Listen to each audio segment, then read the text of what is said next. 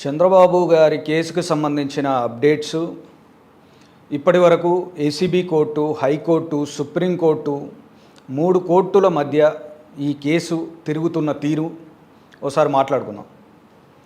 చంద్రబాబు గారి కేసులో ప్రజలకి చాలా అనుమానాలు ఉన్నాయి.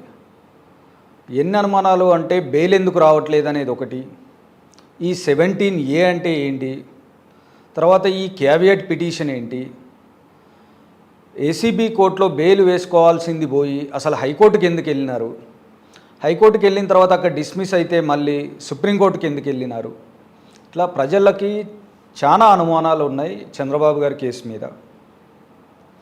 మొత్తంగా ఇక్కడ జరుగుతున్నది ఏంటంటే చంద్రబాబు గారి కేసులో బెయిల్ ఎందుకు రావట్లేదు అని చాలామందికి అనుమానాలు ఉన్నాయి. ఫస్ట్ బెయిల్ కాదు, చంద్రబాబు గారి కేసులో సిద్ధార్థ లూత్రా గారు కానీ చంద్రబాబు గారి న్యాయ బృందము మొత్తము ఇంతవరకు ఎక్కువ శాతం దృష్టి పెట్టింది క్వాష్మెంట్ ఆఫ్ ఎఫ్ఐఆర్ పైన.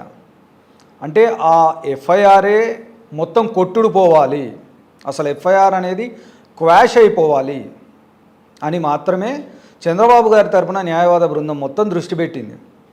మొదటి నుంచి జరిగిన వాట్లల్లో సిద్ధార్థ లూత్రా గారు వచ్చిన తర్వాత చంద్రబాబు గారిని ఎప్పుడైతే రిమాండ్లకు తీసుకున్న తర్వాత సిద్ధార్థ లూత్రా గారు డైరెక్ట్గా హౌస్ రిమాండ్ కోసం ట్రై చేశారు. మొదట్లో హౌస్ రిమాండ్ అనేది ఇవ్వడం జరగదని చెప్పి హైకోర్టు చెప్పిన తర్వాత ఎఫ్ఐఆర్ క్వాష్మెంట్ గురించి ఆయన ప్రయత్నం చేయడం జరిగింది. ఎఫ్ఐఆర్ క్వాష్మెంట్ అంటే అసలు అది తప్పుడు ఎఫ్ఐఆర్, ఆయన మాజీ ముఖ్యమంత్రి, ప్రజాప్రతినిధి, ఆయనకు సంబంధించి లేటెస్ట్గా వచ్చిన 17A అమెండ్మెంట్ ప్రకారం, సెంట్రల్ చేసిన అమెండ్మెంట్ ప్రకారం ప్రజాప్రతినిధి, మాజీ ముఖ్యమంత్రి, ప్రజాప్రతినిధి, ఆయనకు సంబంధించి ఆయనను అరెస్ట్ చేసే ముందు ఖచ్చితంగా గవర్నర్ పర్మిషన్ తీసుకోవాలి అనేది వాళ్ళ వాదన. గవర్నర్ పర్మిషన్ తీసుకొనే ఖచ్చితంగా అరెస్ట్ చేయాలి. అటువంటిది ఏ ముందస్తు సమాచారం లేకుండా అర్ధరాత్రి దొంగలను అరెస్ట్ చేసినట్టుగా అరెస్ట్ చేసిందని చెప్పి వాళ్ళు సిద్ధార్థ లూత్రా అనే ఆయన ఢిల్లీ నుంచి వచ్చేసరికి ఆ బృందం ఖచ్చితంగా ఏదో ఒక హై లెవెల్లో, అంటే మన ఈ జడ్జిమెంట్స్ కొన్ని ఉంటాయి, చారిత్రాత్మక జడ్జిమెంట్లు అంటాం మనం, హిస్టారికల్ జడ్జిమెంట్స్, అటువంటి ఒక హిస్టారికల్ జడ్జిమెంట్ని తీసుకురావాలి, ఖచ్చితంగా దీన్ని క్వాష్మెంట్ చేయాలి. ఆయనకు 17A అమెండ్మెంట్ రీసెంట్గా 2018లో ఆయన ఆ అమెండ్మెంట్ ఈయనకు అప్లికేబుల్ చేసి ఒక చారిత్రాత్మక జడ్జిమెంట్ని తీసుకురావాలనే ప్రయత్నంలో సిద్ధార్థ లూత్రా గారు, ఆయన న్యాయవాద బృందము ఒక్కసారి బెయిల్ వేసినారు. కాకపోతే అప్పటికే ఏసీబీ కోర్టులో సిఐడి వాళ్ళు చంద్రబాబు గారి కస్టడీ పిటిషన్ వేయడం వల్ల ఆ బెయిల్ పిటిషన్ అనేది పర్సూయన్స్ కాలేదు ఏసీబీ కోర్టులో. ఈ హైకోర్టు వీటి మధ్యలో జరిగిన తీరు, కేసు మూవ్ అయిన తీరును బట్టి ఆ బెయిల్ అనేది చివరికి ఇన్ఫ్రాక్చువస్ అయిపోయి ఇప్పటికీ కూడా వాళ్ళ దృష్టి మొత్తము సుప్రీంకోర్టు వాళ్ళు అప్రోచ్ అయిన తీరు కూడా, సుప్రీంకోర్టులో కూడా వాళ్ళు ఇప్పుడు అప్రోచ్ అయిన తీరు క్వాష్మెంట్ ఆఫ్ ఎఫ్ఐఆర్ పైనే. అసలు ఈ ఎఫ్ఐఆర్ రాంగ్, ఆయనను అరెస్ట్ చేసిన తీరు రాంగ్, 17A అనేది ఆయనకు అప్లికేబుల్ అవుతుంది, 17A ప్రకారం గవర్నర్ పర్మిషన్ తీసుకొని మాత్రమే ఆయనను అరెస్ట్ చేసి ఉండాల్సింది అనే దానిపైనే పూర్తి దృష్టి ఉన్నది. వాళ్ళు ఆ ఎఫ్ఐఆర్ను ఒప్పుకొని జనరల్ ఎఫ్ఐఆర్స్లో, జనరల్ కేసుల్లో లాగా ఒప్పుకొని వాళ్ళు బెయిల్కి పూర్తి ఇంట్రెస్టెడ్గా, కమిటెడ్గా వాళ్ళు వెళ్ళలేదు ఇంతవరకు.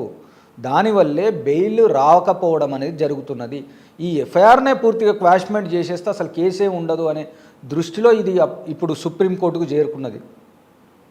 మొన్న భట్ అనే జడ్జి ఏపీకి సంబంధించిన ఆయన అవ్వడంతో ఇది ఈ వాదనలు నేను వినను, ఈ కేసు నేను వినను అని అనేసరికి అది సిజేఐ గారి ముందుకు వెళ్ళి ఆయన మెన్షన్ చేయడం జరిగింది. సిద్ధార్థ లూత్రా గారు మళ్ళీ సిజేఐ గారు ముందు మెన్షన్ చేసిన తర్వాత మంగళవారం రోజు మళ్ళీ సుప్రీంకోర్టు మొదలైన తర్వాత మంగళవారం రోజు ఒక బెంచ్ని అలొకేట్ చేసి ఈ కేసు వాదనలు వినడం జరుగుతుందని సిజేఐ గారు చెప్పడం జరిగింది.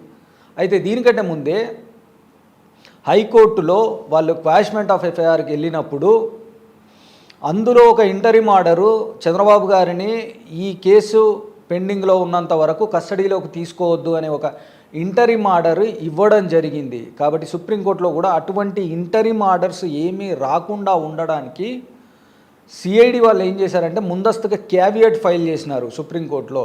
ఈ క్యావియట్ అనేది ఎప్పుడు ఫైల్ చేస్తారంటే ఇరువైపుల వాదనలు వినడానికి అవకాశం ఇచ్చేది క్యావియట్. అంటే ఎవరైతే పిటిషనర్స్ ఉన్నారో కోర్టును అప్రోచ్ అయినప్పుడు రెస్పాండెంట్స్ లేకుండా ఎటువంటి ఎక్స్పర్ట్ ఆర్డర్స్ కానీ స్టేటస్ కో ఆర్డర్స్ కానీ ఎటువంటి ఆర్డర్స్ అయినా అదర్ సైడ్ పార్టీ లేకుండా ఇవ్వకుండా ఉండడానికి క్యావియట్ పిటిషన్ ఉపయోగపడుతుంది. ఆ క్యావియట్ పిటిషన్ని ఇప్పుడు సిఐడి వాళ్ళు అక్కడ వేసినారు. అంటే ఖచ్చితంగా సిఐడి వాళ్ళు కూడా ఈ వాదనలు జరిగేటప్పుడు కోర్టులో ఉండాలి అనే విధంగా సిఐడి వాళ్ళు ఆ సిచ్యువేషన్ని అక్కడ క్రియేట్ చేసినారు. మంగళవారం రోజు ఇరువైపుల వాదనలు వినడం జరుగుతుంది. కాకపోతే ఇంతవరకు కూడా బెయిల్ ఎందుకు రాలేదు అంటే బెయిల్ పైన వాళ్ళ న్యాయవాద బృందము పూర్తిగా కాన్సన్ట్రేట్ చేయలేదు. ఎందుకంటే వాళ్ళు ఈ ఎఫ్ఐఆర్ని ఒప్పుకునే పరిస్థితుల్లో లేరు. ఈ ఎఫ్ఐఆర్ అయిన తీరు, ఆయనను అరెస్ట్ చేసిన తీరు, 17A ప్రకారము గవర్నర్ పర్మిషన్ లేకుండా అరెస్ట్ చేయడము, వీటన్నిటిపైన ఒక ఇర్రెగ్యులారిటీస్ ఉన్నాయి. ఖచ్చితంగా ఇదంతా illegal procedure, due process of law follow కాలేదు అనే దానిపైనే వాళ్ళ దృష్టి అంతా కేంద్రీకృతం అయ్యి ఉన్నది. కాబట్టి వాళ్ళు ఇంతవరకు బెయిల్ పైన దృష్టి పెట్టలేదు. అదే కనుక ఒకవేళ వాళ్ళు బెయిల్ పైన దృష్టి పెట్టుంటే కనుక, ఎందుకంటే ఇప్పుడు మళ్ళీ ఒక కస్టడీ పిటిషన్ వేసినారు ఇక్కడ ఏసీబీ కోర్టులో, మళ్ళీ ఇంకొక 5 రోజులు కావాలని చెప్పి. ఇప్పటికే 2 రోజుల విచారణ ముగిసింది. ఇప్పుడు మళ్ళీ కస్టడీకి కావాలని చెప్పి అడుగుతూ ఉన్నారు. ఇప్పుడు వాళ్ళు ఆ కస్టడీకి ఇవ్వాల్సి వస్తుంది. ఒకవేళ కస్టడీ పిటిషన్ని పర్సూ చేయాల్సి వస్తుంది మ్యాజిస్ట్రేట్ గారు. అందుకే బెయిల్ పిటిషన్ అనేది వాళ్ళు పట్టించుకోకుండా సుప్రీంకోర్టులో ఈ క్వాష్మెంట్ ఎఫ్ఐఆర్కి సంబంధించి మాత్రమే వాళ్ళు దృష్టి పెడుతున్నారు చంద్రబాబు గారి న్యాయవాద బృందము. కాబట్టి చంద్రబాబు గారి కేసులో ఒకవేళ వాళ్ళు హైకోర్టుని, సుప్రీంకోర్టుని ఇవేవీ అప్రోచ్ కాకుండా, ఈ క్వాష్మెంట్ ఆఫ్ ఎఫ్ఐఆర్ ఇవన్నీ ఏవీ పట్టించుకోకుండా ఓన్లీ ఆ ఎఫ్ఐఆర్ పైన ఆయనను అరెస్ట్ చేసిన దానిపైన బెయిల్కి కనుక డైరెక్ట్గా అప్లై చేస్తే ఆ కస్టడీ పిటిషన్ ఏదో ఒకటి మ్యాజిస్ట్రేట్ గారు పర్స్యూ చేసి ఐదర్ యాక్సెప్ట్ ఆర్ రిఫ్యూజ్ చేసి దాని తర్వాత వెంటనే బెయిల్ ఇచ్చే అవకాశం ఉంటుంది. ఒక రకంగా ఇది న్యాయవాద బృందము, ఇది మంచి అనొచ్చు, చెడనొచ్చు. ఒకవేళ సుప్రీంకోర్టు కనుక వాళ్ళ డిస్క్రిషనరీ పవర్తో క్వాష్మెంట్ ఆఫ్ ఎఫ్ఐఆర్ క్వాష్ చేసేస్తే డ్యూ ప్రాసెస్ ఫాలో అవ్వలేదని అది మొత్తానికే కేసు లేకుండా లాభమే. కానీ ఈ ప్రాసెస్లో ఇది పర్స్యూ చేస్తున్న క్రమంలో బెయిల్ లేట్ అవుతుందన్న మాట మాత్రం వాస్తవము.